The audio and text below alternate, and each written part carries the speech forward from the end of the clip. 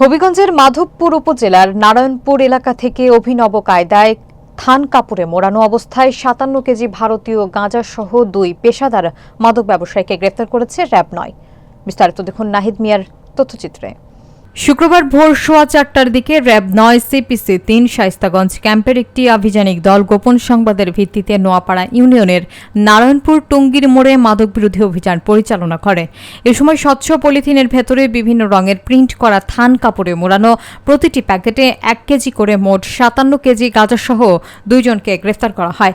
গ্রেফতারকৃতরা হলেন জগদীশপুর ইউনিয়নের মির্জাপুর গ্রামের মৃত জহুর উদ্দিনের ছেলে মোহাম্মদ মনির এবং আব্দুল মজিদের ছেলে মোহাম্মদ সাইদুর রহমান। র‍্যাব-৯-এর অতিরিক্ত police super KM Shahidul Islam সোহাগ জানান, গ্রেফতারকৃতদের বিরুদ্ধে মাদকদ্রব্য নিয়ন্ত্রণ আইন ২০১৮ এর সংশ্লিষ্ট ধারায় মামলা দায়ের করে মাধবপুর থানায় হস্তান্তর করা হয়েছে।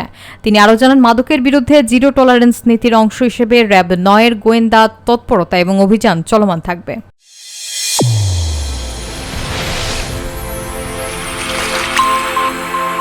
চ্যানেল A1 হৃদয় রেসপন্স।